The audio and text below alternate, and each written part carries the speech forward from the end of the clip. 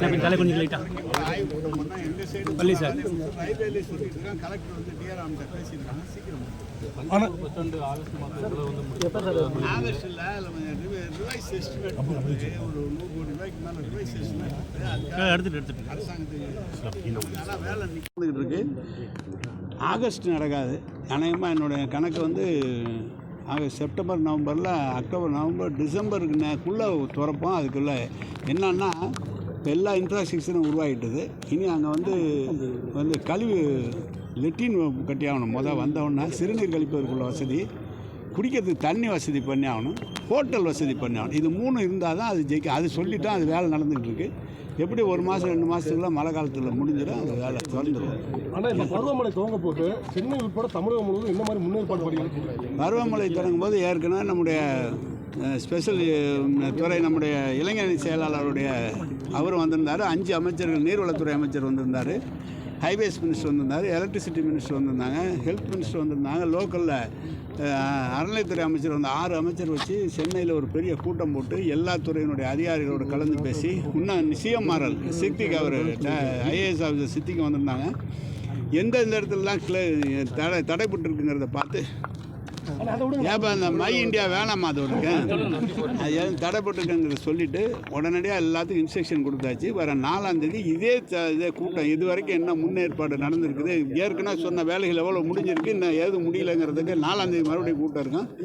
எல்லா இடத்துலையும் ஆகார தாமரை அகற்றிட்டோம். இப்போ புதுசாக 2 மிஷின் 22 கோடி ரூபாய்க்கு வாங்கியிருக்கிறோம் மாநகராட்சி, சென்னை மாநகராட்சியில். அந்த மிஷினை வந்து எல்லா வாய்க்கால்லையும் விட்டு தூரெடுத்து எல்லாம் பண்ணிக்கிட்டு இருக்கோம். ஆனால் எவ்வளோ மழை வந்தாலும் தாங்கக்கூடிய அளவுக்கு எல்லா முன்னேற்பாடுகளும் முடிந்திருக்கு. இது சென்னை மட்டும் இல்லை, திருச்சியிலையும் அதே மாதிரி கமிஷனுக்கு சொல்லியிருக்கோம். எல்லா மாநகராட்சியிலும் எங்கெங்கெல்லாம் வாய்க்காலை சுத்தப்படுத்தணுமோ எல்லாத்துக்கும் சுத்தப்படுத்த சொல்லி எல்லாத்துக்கும். சென்னையில் மழைநீர் வடிகால்கள் பணி எவ்வளோ முடிவடைந்திருக்கு? கிட்டத்தட்ட மழைநீர் வடிகால் அறிவிக்கப்பட்ட பணிகள் 95% முடிஞ்சிருச்சு. எல்லா இடத்துலையும் முடியாமல் இல்லை.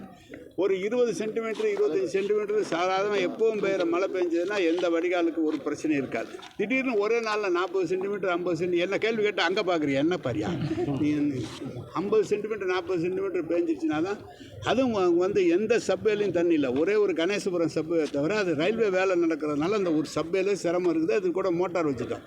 எல்லா சப்பேயும் க்ளீன் பண்ணிட்டோம். எல்லா இடத்துலையும் க்ளீனாக போயிட்டு இருக்குது. மழை எதிர்பார்த்து எல்லா பணிகளையும் முதலமைச்சர் உத்தரவின் பேரில் சென்னை எல்லா மாநகராட்சியும் அந்த பணிகள் நடைபெற்று இல்லை. அது சிறப்பு நிதி இல்லை, எங்களுடைய மாநகராட்சி நிதி இருக்குது. அதுக்கு எங்களுக்கு ஏற்கனவே ஒதுக்கப்பட்டிருக்கு. சட்டமன்றத்தில் அறிவித்து அந்த பணிகளுக்கெல்லாம் நிதி ஒதுக்கப்பட்டிருக்காங்க. நிதி அது வந்துடும். வேற திருச்சி மாநகராட்சி விரிவாக்கம் பண்ணுறதுக்கு நிறைய பஞ்சாயத்து வந்து பிரச்சனை பண்ணுறாங்க.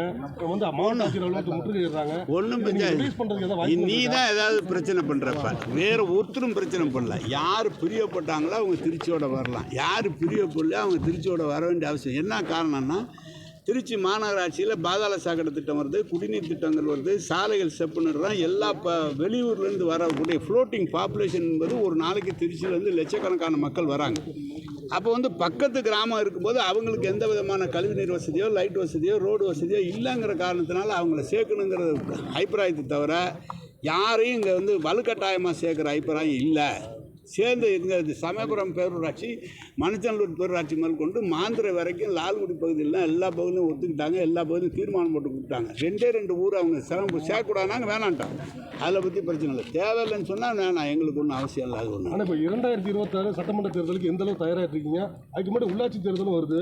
இன்னைக்கு ஒரு கூட்டத்திலையும் பங்கேற்று இருக்கீங்க. ஆமாம், இன்னைக்கு கூட்டமே அதுக்கு நடந்தது. அதனால் எது வந்தாலும் கழகம் அறிவிக்கிறார், முதலமைச்சர் இந்த கலெக்டரேட்டில் சொல்கிறேன், கேட்குறேன், பார்த்துக்கு எதாக இருந்தாலும் வெற்றியை நோக்கி 200 இடம் சொல்லியிருக்காரு. அந்த 200 இடத்துக்கு நாங்கள் தயாராகிட்டு இருக்கிறோம். அது திருச்சியை பொறுத்த வரைக்கும் 100% தயாராகிட்டு இருக்கு. ஆனால் இப்போ நெல்லை மாநிலத்தில் வந்து உட்கட்சி பூசல் வந்து மேயர் மாற்றினீங்க. ஆனால் இப்போ மறுபடியும் அந்த மேயர் மாற்றின அப்புறம் உட்கட்சி பூசல் நடந்தது.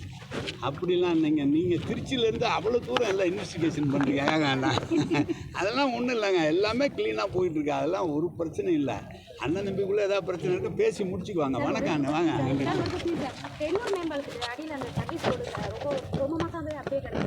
போட்டோ பக்கத்துலேயே இருக்கான் அவனை ஒரு போட்டாச்சு.